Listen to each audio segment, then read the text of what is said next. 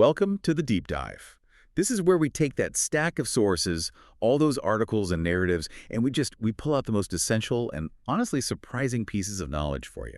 So you can walk away feeling like you really get it, but without, the information overload. Exactly. And today, we have a really fascinating mission.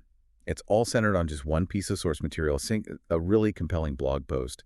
It's a personal story about someone escaping a corporate career and making this huge spiritual pivot. Right. And our job here is to figure out what pushed them.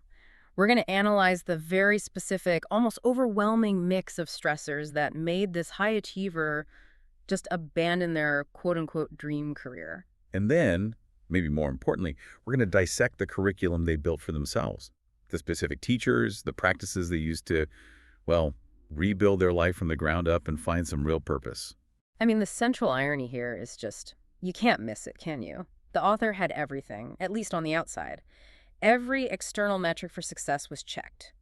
Coveted job, big paycheck, the security of a NASDAQ-listed firm. And yet it all just fell apart. It collapsed. So we're looking at what happens when society's definition of success actually becomes the catalyst for a breakdown, and then hopefully a breakthrough. It's the ultimate high-stakes personal story. It's like we're watching the moment the pressure cooker finally explodes, and it forces a complete reprioritization of, well, everything.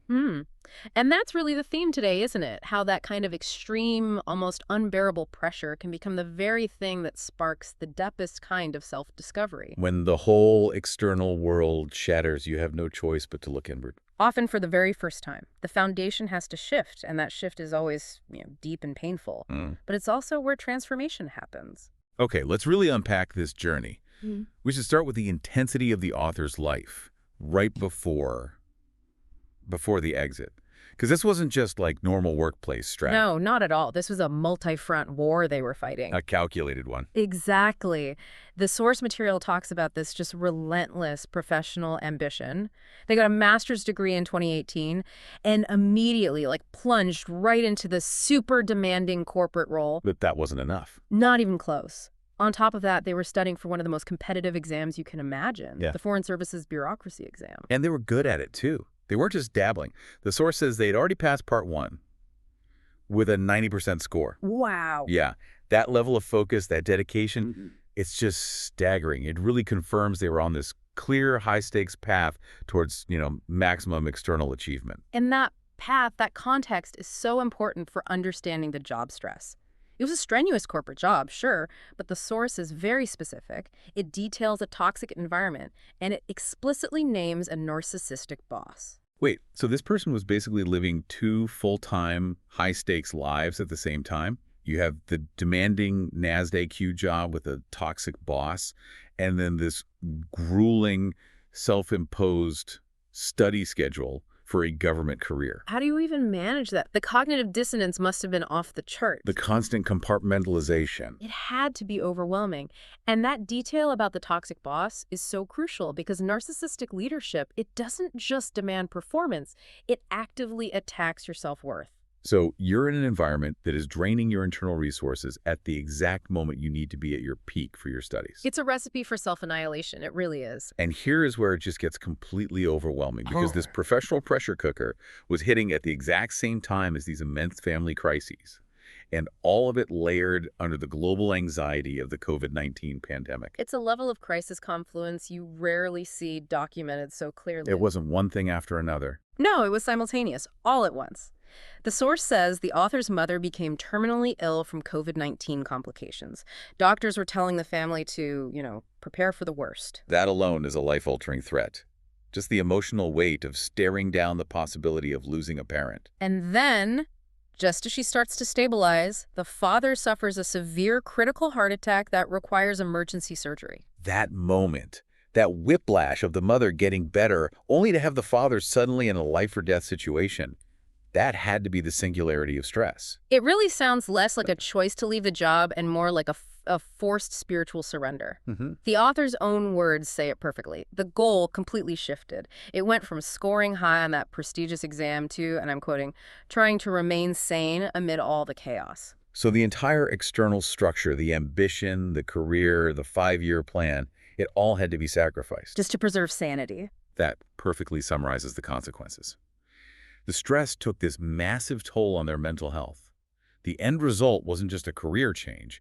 It was a desperate, immediate search for healing, a total redefinition of self. They were forced to see that the path they were on, the one fueled by external validation and just immense effort, was not sustainable, especially when real life hits you that hard. So if we transition from that profound problem to the solution, what's so fascinating is the specific curriculum of self-help and spiritual thought the author discovered. Right. They didn't just walk away into nothing. They immediately sought out structured external wisdom to try and rewire their entire internal operating system. And this is where we get the crucial nuggets for you. For anyone listening who might be looking for resources in their own moments of pressure, the author didn't just pick one guru. No, they created this comprehensive personal library of transformation. The source lists the specific authors whose teachings really resonated. It was Louise Hay, Abraham Hicks, Tracy. Zig Ziglar, Bob Proctor. Right, and then Neale Donald Walsch and Dolores canon. That is a truly staggering and diverse blend of thinkers. It really is. You've got these classic, old school motivational titans like Zig Ziglar and Tracy, who are very focused on sales and goal setting. Which makes sense for someone who is naturally ambitious, right? Totally. But what's so interesting is how they balance that classic success mindset with these really profound spiritual and metaphysical teachers. They needed a holistic reboot, not just a tactical one. Well, take Louise Hay, for example. Her whole thing is the mind-body connection. She argues that physical illnesses often come from our emotional and mental patterns. So given the author's experience with 2 severe family illnesses and their own mental health toll, her focus on using affirmations to heal the body would have been a direct antidote to all that stress damage. And then pairing Hay with Abraham Hicks, that suggests they weren't just trying to heal the past, they were actively trying to manifest a completely different future. Right. Abraham Hicks is all about the law of attraction, deliberately choosing your thoughts to align your energy. Which is a total rejection of the previous path, which was all about external demands and, frankly, fear. Then you throw in the really deep spiritual thinkers. Neale Donald Walsch, of course, from the Conversations with God series. That's all about dialogue with the divine, understanding your connection to the universe. And Dolores Cannon, who gets into past life regression and these profound channeled spiritual teachings. This mix tells us so much. The author realized the problem wasn't just operational, a bad boss or a hard exam. It was foundational. Yes. They needed answers to the big existential questions. Why is this happening to me? What is my actual purpose here? They looked way beyond traditional self-help into deep spiritual exploration, just to recontextualize their entire life. So that raises the big question then. Out of this really eclectic library, what specific, tangible practices did they actually pull out and start using every day? Because it's one thing to read the books. It's another thing entirely to install the new operating software. And the implementation seems like it was really systematic. They focused heavily on the power tools of transformation, affirmations and visualizations. Which, in this context, weren't just some quick, feel-good tactics. They were being used to actively counteract years of negative self-talk that they must have inherited from that corporate performance culture. And they combined those classic mental tools with mindfulness practices. Which is so essential for grounding someone who's just been swept away by chronic chaos. Yeah. When your main goal is just to remain sane, mindfulness becomes this crucial anchor to the present moment. And critically, they started prioritizing self-care, actively working to let go of limiting beliefs. Self-care, especially in that kind of high-achieving corporate world, is an act of rebellion. It's a total rejection of the ideology that says success requires constant sacrifice and burnout. Exactly. They were cultivating a growth mindset, but not to get ahead in the office. They were doing it to grow their own internal sense of peace. So after this rigorous internal curriculum, what was the result? The source describes the impact on the author's life as profound. We should probably detail the specific, tangible results that came from all that work. The transformation was definitely felt internally first. The author went from a state of chaos and anxiety to feeling significantly more grounded, more confident, and most importantly, they achieved a genuine sense of peace. Which is the ultimate metric of success when your previous goal was just survival. Right. And here's the most counterintuitive finding in the source material. That internal shift led to tangible external improvements. Their relationships got better, and surprisingly, their productivity actually increased. Now, that is a crucial point for anyone listening who thinks self-care means you're slacking off. That increase in productivity is key. And it needs to be analyzed, I think. It wasn't about working harder. It was about working smarter because they weren't fueled by fear or a need for external validation anymore.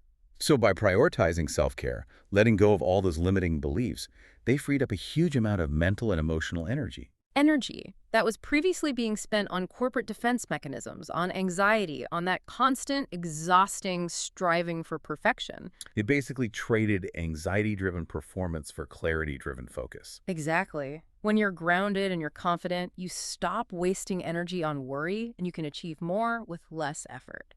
They started pursuing their passions with this powerful new sense of purpose and clarity. So if we connect this back to the bigger picture, the author's new chapter in life is defined by sharing this knowledge that they fought so hard to gain. The original path led to an unsustainable life. The self-discovery path led to a mission of service. Their new blog, which is the source for our deep dive today, explicitly aims to explore that intersection of mindfulness, personal growth, and self-care. It's a real full circle moment. And the topics they plan to share, affirmations, meditation, goal setting, manifestation, they're all direct applications of that eclectic wisdom they studied. The motivation is so clear and honestly beautifully altruistic to help others learn from my experiences. So they don't have to suffer through the same chaotic crisis. Precisely. What a journey to track. I mean, we started with a high-achieving individual just trapped in this impossible spiral, the toxicity of a narcissistic boss, the devastation of near-fatal family emergencies. And they made a choice. They chose to step entirely off that expected, prestigious path. They abandoned the dream of the bureaucracy exam. And in its place, they found purpose. Not in achieving some external goal, but in the rigorous, disciplined, and kind of eclectic practice of self-care and self-discovery. Guided by teachers who covered everything from motivational speaking all the way to spiritual channeling. It's a profound lesson in choosing internal peace over external prestige. The author noted, reflecting on their life now, and I'm quoting here, "Life may not turn out as planned, but I am determined to make the most of it." That determination, redefined by internal priorities, that's the most powerful takeaway here. So we'll leave you with this final question, one that's built entirely on the foundation of this personal reckoning. When you look at your own life, at the goals you've prioritized, what does it take for you to define making the most of it outside of the initial plans you set for yourself when you were, younger or less experienced? What planned path might you be on right now that could be preventing a more meaningful, self-discovered one from emerging? Something profound to mull over until our next